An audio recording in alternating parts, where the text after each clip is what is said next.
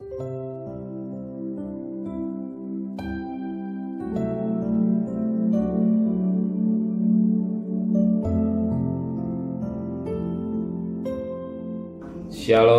pagi.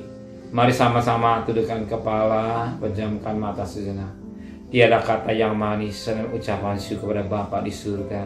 Semua karena anugerah-Mu. Pagi ini kami boleh ada mengadakan mesbah keluarga, mesbah pribadi. Kami boleh naikkan pujian kepada Bapa di surga. Kami rindu untuk dengarkan renungan firman-Mu.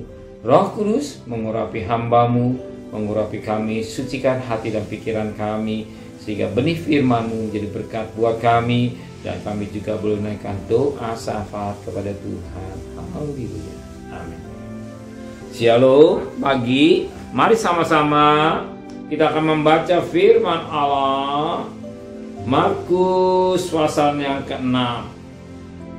Markus pasal yang ke-6 ayat 45 sampai ayat 52. Markus pasal 6 Markus pasal 6 ayat 45 sampai ayat 52. Yesus berjalan di atas air. Sesudah itu Yesus segera memerintahkan murid-muridnya naik ke perahu dan berangkat lebih dulu ke seberang, ke Betsaida. Sementara itu ia menyuruh orang banyak pulang. Setelah ia berpisah dari mereka, ia pergi ke bukit untuk berdoa. Ketika hari sudah malam, perahu itu sudah di tengah danau, sedang Yesus tinggal sendirian di darat. Ketika ia melihat betapa payahnya mereka mendayung karena angin sakal, maka kira-kira jam 3 malam ia datang untuk kepada mereka berjalan di air, dan ia hendak melewati mereka. Ketika mereka melihat dia berjalan di air, mereka mengira bahwa ia adalah hantu. Lalu mereka berteriak-teriak, sebab mereka semua melihat dia, dan mereka pun sangat terkejut. Tapi segera ia berkata mereka, "Tenanglah, aku ini, jangan takut." Lalu ia naik ke perahu mendapatkan mereka, dan angin pun redalah.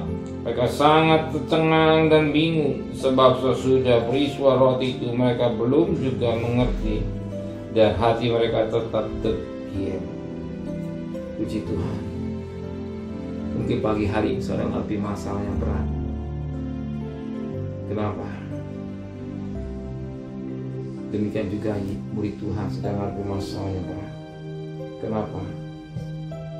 Sebab saat itu dikatakan dalam firman Tuhan, murid-murid sedang mengalami masalah yang berat dalam melalui perahu kehidupan, perahu yang dihadapi karena mengalami angin badai. Sebagaimana ayat 8, ketika Yesus melihat betapa payahnya mereka mendayung karena angin sakal. Betapa payahnya mereka mendayung karena angin sakal. Mungkin hari sebelum angin sakal, angin persoalan, angin masalah, angin rumah tangga, angin bisnis kita yang mulai mungkin goyang oleh karena angin. Tapi ingat, payah berarti dalam keadaan sulit. Semua orang ribut, sulit dengan ekonomi, rumah tangga, bisnis. Tapi yang sangat menarik, ternyata Yesus tidak membiarkan. Yesus yang membiarkan muridnya tenggelam oleh angin sakal. Demikian hari ini juga Yesus yang membiarkan saudara menjadi hancur rumah tangga saudara, bisnis saudara, hidup saudara. Ingat apa kata firman Tuhan. Maka kira-kira jam 3 malam Yesus datang kepada mereka berjalan air, dan ia hendak melewati. Tepat pertolongan Tuhan jam 3 malam Yesus datang. Yesus tidak datang jam 4 atau setengah 4, tidak. Kalau setengah 4 mungkin kapal itu tenggelam, mungkin kapal itu hancur. Demikian juga hari ini. Kalau sedang mengalami badai angin, perahu rumah tangga saudara, bisnis saudara, hidup saudara, ingat, tepat persis dan tidak pernah terlambat. Jam 3 Yesus datang untuk menolong murid-muridnya. Demikian hari tepat dan persis Tuhan akan menolong saudara. serahkanlah segala kekuatan saudara. Serahkan segala kecemasan saudara, ketakutan saudara. Jam 3 tepat Yesus datang untuk menolong. Tapi apa yang terjadi? Ternyata Yesus menolong. Ternyata bukan Tuhan di balik hal. Jangan kita balik Tuhan hantu pada Tuhan. Dan Dia menolong. Ya, Dia bukan hantu. Kalau hantu, ya, lain Tuhan katakan Dia tangan.